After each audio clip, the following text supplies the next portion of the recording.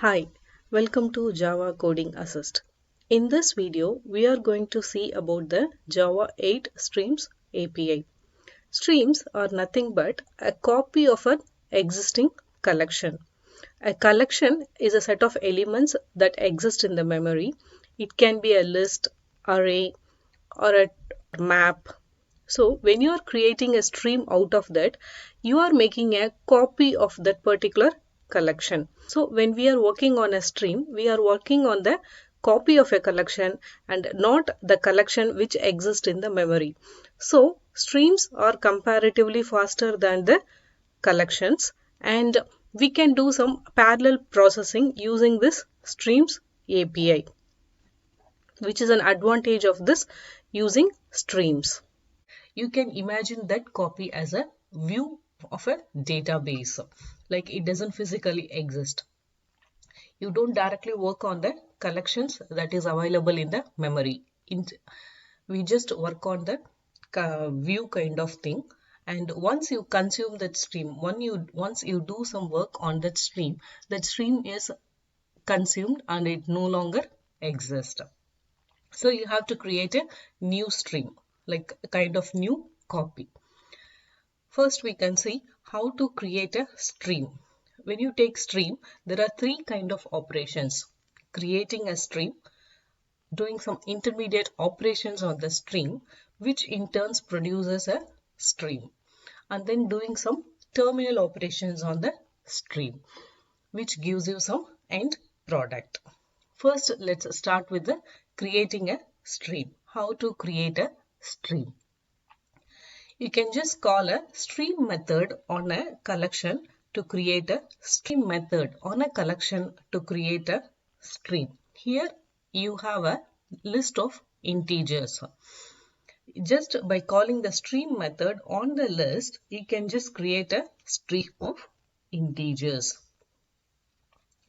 Now the integer stream is ready. You can work on that. A sample for that is you can just count the number of elements in the integer list by using a count function. This gives you the number of elements in the integer list. I assume that you know how to write a function to count the number of elements in a list. You have to write a for loop and you have to go through that. So this is when you just compare the normal Java function which we write to count the number of elements in a list. This is a more elegant way and this is an easy way to write that function. Simple and elegant way to find the number of elements in the list. So this is one such example of a stream. We can just see more in the future. The next way to create a stream is making use of the of method of a stream class. Like when you pass a set of values to that, it creates a stream of that particular data type, stream.of. Here you are passing a set of integers which gives you an integer stream.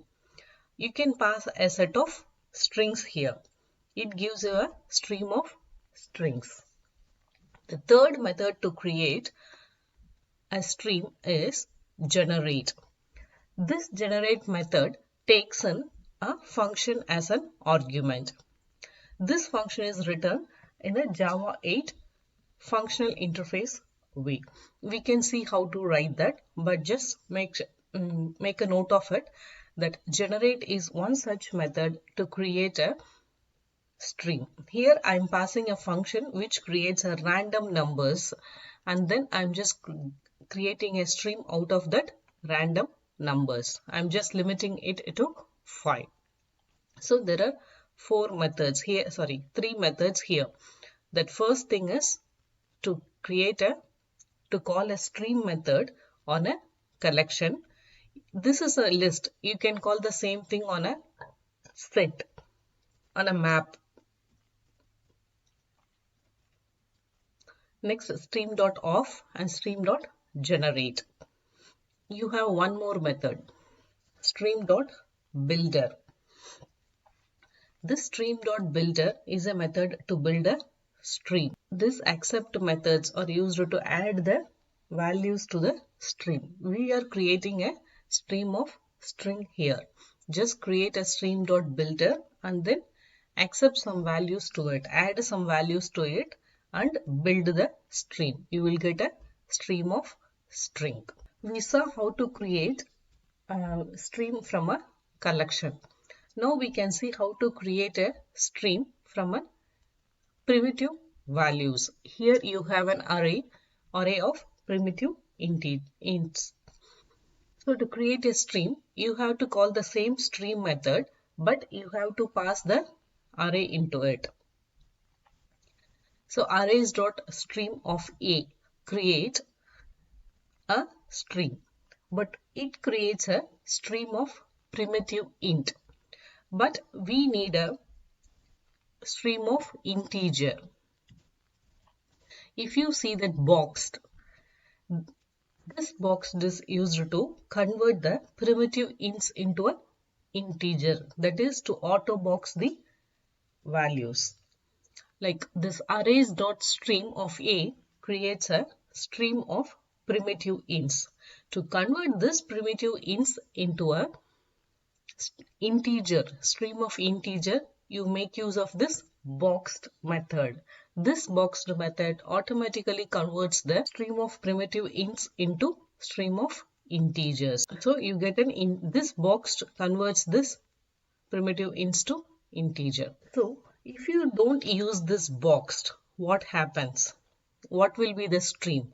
If you don't use this, if you don't auto box it to stream of integers, you will just create a stream of primitive ints, and that is nothing but the int stream. Stream of primitive ints, int stream. So now you have a stream of primitive ints where you can apply a set of operations. Like you can find out the sum of all the numbers in the array. You can find the average and the distinct elements from the array. You can find the maximum number in the array, minimum number in the array.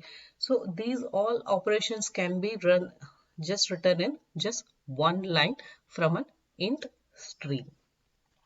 So these are the advantages of using a stream, which otherwise need a 4 to 5 lines of code to write. So similarly, you have a long stream which creates a stream of long values, and a double stream which creates a stream of double values, and you have the same operations available on that streams too. If you want to create the same thing, like if you want to create a stream of long, then you have to use the boxed method here.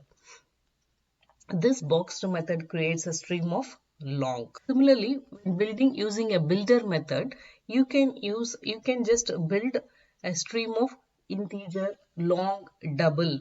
You have to first call the builder method and then accept some values into it, and then create a user build method to build the stream. Similarly, you can build a stream of integer, stream of long and stream of double. And that's all for creating a streams. You can use these examples, the same examples, and try the code. Thanks for watching. Bye.